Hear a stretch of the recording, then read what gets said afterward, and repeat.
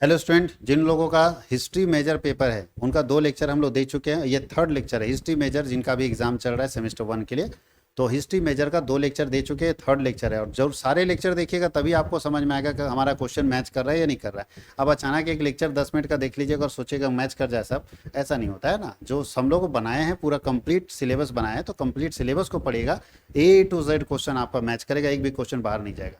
तो चलिए सेट 3 में हम लोगों को पढ़ना है वैदिक सिविलाइजेशन के बारे में, वेद के बारे में।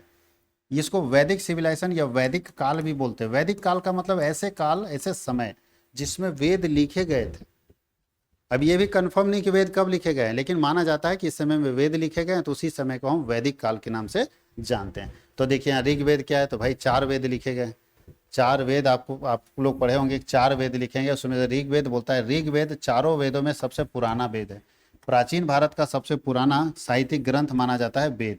इसे लगभग 1000 इसमें लगभग 1028 सूक्त यानी भजन है, जो संस्कृत भाषा में रचे गए हैं। मुख्यतः इंद्र, अग्नि और वरुण जैसे देवताओं की स्तुति लिखे हुए। इसकी रचना ऋषियों द्वारा की गई, लेकिन कौन ऋषि किया ये पता ही नहीं है।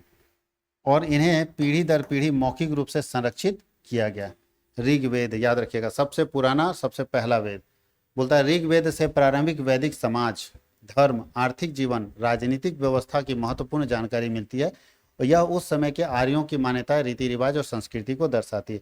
2 वैदिक देवताओं के नाम बताए, तभी बताए थे, इंद्र और अग्नि। ये 2 वैदिक देवता थे, वेदों में इनके बारे में ज़्यादा चर्चा की गई। व्हाट इज सभा एंड समिति? सभा और समिति क्या था? तो बोलता है सभा और समिति वैदिक काल में 2 महत्वपूर्ण राजनीतिक संस्थाएं थी। पहला सभा क्या होता था, तो यह विद्वानों और बुजुर्गों की परिषद थी, यानी यहाँ पे विद्वान और बुजुर्ग बैठते थे जो राजा को सलाह देते थे, प्रशासन, न्याय और नीतियों की चर्चा करते थे, उसको सभा बोलते थे। याद कीजिए राम भगवान और रावण का भी आप देखे होंगे रामायण में, तो सभा होता था, उसमें 2-4 गो बूढ़वन बैठा रहता था। जितना बूढ़ा लोग बैठा रहता था उसको सभा बोलते थे। वहां पे वो लोग राय देता, अपना एक्सपीरियंस बताता था राजा को। और एक होता था समिति। समिति क्या होता था, तो यह सामान्य जनता की सभा होती थी, जहां जनता के साथ राजा संवाद करता था। इसका स्वरूप अधिक लोकतांत्रिक था। यह राजा के चयन और महत्वपूर्ण निर्णयों में भाग लेती थी, जो बाहर एकदम खुले मैदान में होता था कि राजा का चुनाव कैसे होगा, कौन राजा बनेगा, हम जनता चुनती थी। ये सब लोग उसको बोलते हैं समिति। सामाजिक संरचना कैसी थी, तो याद रखिएगा जो वैदिक काल में सामाजिक संरचना, बोलता है वैदिक काल की सामाजिक संरचना प्रारंभ में एकदम सिंपल थी, लेकिन बाद में धीरे धीरे जटिल होती चली गई। यह मुख्य परिवार, वर्ण व्यवस्था और सामाजिक कर्तव्य पर आधारित थी। वर्ण व्यवस्था था वहाँ पे, ठीक है, लेकिन ये जो जाति था वो नहीं था। इसकी विशेषता देख लीजिए, फैमिली सिस्टम। सबसे पहले फैमिली सिस्टम बहुत अच्छा था। घर का जो सबसे बड़ा होता था उसको मुखिया कहा जाता था, है ना।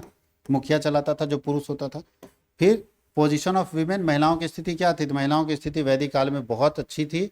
बोलता है प्रारंभिक वैदिक काल में महिलाओं की स्थिति अच्छी थी, वे शिक्षा, धार्मिक कार्यों में भाग लेती थी। बाद में ना कोई ना कोई आके महिलाओं को जो सीमित कर दिया 4 दीवारी के अंदर, लेकिन वेदों में उनकी स्थिति अच्छी थी। वैदिक काल में ये कहा जाता है कि महिलाओं की स्थिति अच्छी थी। वर्ण व्यवस्था था। वर्ण व्यवस्था मतलब है कि लोग जन्म के आधार पर नहीं तय होते थे कि कौन धर्म का है, कौन जाति का है। कर्म के आधार पर जातियां तय होती थी। तो 4 जातियां थी, 4 वर्ण सिस्टम था। पहला वर्ण होता था ब्राह्मण, दूसरा क्षत्रिय, तीसरा वैश्य और चौथा शूद्र। 4 हमारे यहाँ वर्ण सिस्टम, वर्णा सिस्टम इसको हम लोग बोलते हैं। अब ध्यान रखिएगा, एक ही माँ है, एक माँ है, MAA माँ। इससे 4 बेटे जन्म लेते हैं। कौन? जाति धर्म नहीं था बाबू, वर्णा सिस्टम। एक माँ है जिसके 4 बेटे जन्म लेते। एक पढ़ने में बहुत विद्वान बन गया ब्राह्मण। एकदम मार पीट में खूब तेज है, क्षत्रिय बन गया कि नहीं तुम क्षत्रिय बनो, तुम वॉरियर बनो, तुम रक्षा करो। एक है जो रुपया पैसा धंधा पानी में तेज बन गया, उसको वैश्य बना दिए, ट्रेडर बना दिए। और एक बोलता है हम ये सब कुछ नहीं करेंगे, हम सेवा करेंगे, तो बोलता है तुम सेवा करो, तो उसको बना दिए शूद्र। इस तरह से 4, एक ही माँ के 4 बेटे 4 अलग अलग संप्रदाय में चले गए। लेकिन होता क्या चला गया, धीरे धीरे जो पढ़ा लिखा परिवार था ब्राह्मण, वो अपना एक ग्रुप बना लिया। जो क्षत्रिय था वो अपना एक ग्रुप बना लिया। जो बिजनेसमैन था अपना एक ग्रुप बना लिया। जो शूद्र था सबसे नीचे तबके का अपना एक ग्रुप बना लिया। धीरे धीरे जातियां बनती चली गई और जाति व्यवस्था हमारे यहाँ बहुत खराब होती चली गई। ज्वाइंट फैमिली सिस्टम उस जमाने में था, संयुक्त परिवार प्रणाली है। और व्यवसाय भी था। उस समय लोग क्या करते थे, कृषि करते थे, पशुपालन करते थे, व्यापार और शिल्प में लगे हुए थे। और क्या था भाई, सामाजिक समानता थी। समाज में अमीर गरीब कुछ नहीं था, सब एक समान था। लेकिन आज सामाजिक असमानता हो गई, बहुत सारे आधार पर हो गई है। चाहे जाति के आधार पर हो, धर्म के आधार पर हो, इनकम के आधार पर है। एक व्यक्ति बोलता है हम पासवान का नेता हैं, हम एसटी एससी के नेता हैं। चलो अच्छी बात है भाई, तुम एसटी एससी के नेता हो तो तुम अपने ही समाज के सबसे गरीब लड़के को, सबसे गरीब आदमी को अपने बगल में बैठा के दिखा दो। आप विधायक जी हैं, आप विधायक जी हैं, थोड़ा सा रुपया पैसा आपके पास ज़्यादा आ गया, हम आपको तब अच्छा मानेंगे कि आप पूरे सब लोगों को एक जैसा, एक नज़र से देखते हैं। अपनी जाति को देखिए ना, कि आप सारे जितने गरीब लोग होंगे पासवान समाज के बगल में बैठाइए उनको, उनके साथ बात कीजिए, तब मानेंगे कि पासवान के बड़े नेता आप हो गए। तो भैया इसका मतलब जैसे आपके पास पैसा आ गया, आप ऊंच नीच अपने करने लगे और बोलते हैं कि हमको कोई और ऊंच नीच कर रहा है। ऊंच नीच सब कर रहा है, चाहे जाति के आधार पर ऊंच नीच हो जाए, चाहे पैसे के आधार पर ऊंच नीच हर व्यक्ति हो रहा है। हमारे जात का आदमी को हम बैठाने में संकोच करने लगेंगे तो ऊंच नीच का फर्क है। जाति कहीं है ही नहीं, यहाँ तो अभी इनकम आ गया, अब रुपया पैसा आ गया है, समझ गए।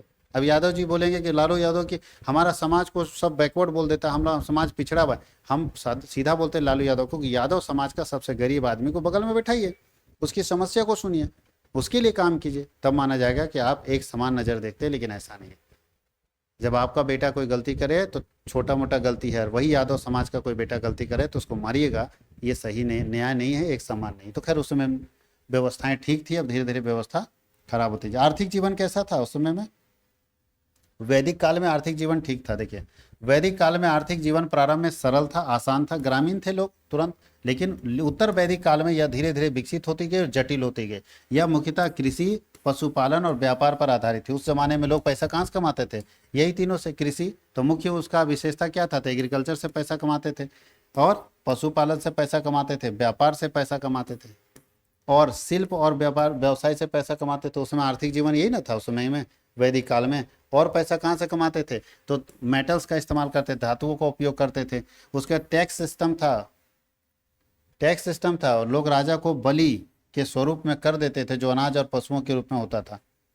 और उत्तर वैदिक काल में विकास में बहुत योगदान था अर्थव्यवस्था का। पॉलिटिकल ऑर्गेनाइजेशन कैसा था वैदिक काल में? वेदों के समय में पॉलिटिकल, राजनीतिक व्यवस्थाएं कैसी थी? तो वेद जब आए थे तो पॉलिटिकल सिस्टम भी बहुत बढ़िया था। वैदिक काल की राजनीतिक व्यवस्था प्रारंभ में सरल थी, सबका शुरुआत में आसान था, धीरे धीरे टफ होता चला गया। लेकिन उत्तर वैदिक काल आते आते ये बहुत जटिल हो गया। इसमें क्या था? राजतंत्र था, राजा का बेटा ही राजा बनेगा, जिसमें सभाओं और अधिकारियों का समर्थन प्राप्त होता था। जैसे राजतंत्र था, अभी डेमोक्रेसी है, पहले था मोर्सी। मोर्सी का मतलब है राजतंत्र, राजा का बेटा ही राजा बनेगा, वंशानुक्रम, यानी दूसरा आदमी राजा नहीं बन सकता। रोल ऑफ किंग, राजा की भूमिका होती थी, राजा की जिम्मेदारी राज्य की रक्षा करना, प्रशासन करना, न्याय व्यवस्था बनाए रखना, कानून व्यवस्था बनाए रखना होता था। सभा और समिति होती थी, सभा में पुराने लोग होते थे जो राजा को सलाह देते थे, समिति में जनता से राजा सलाह लेता था। ऑफिशियल अधिकारी होते थे, जैसे राजा की सहायता के लिए पुरोहित होते थे, सेनानी होते थे, ग्रामीण होते थे, ये सब। सेना होती थी अपनी, राजा राज्य की रक्षा करने के लिए युद्ध के लिए सेना भी रखता था, जिसमें सेना नायक होता था।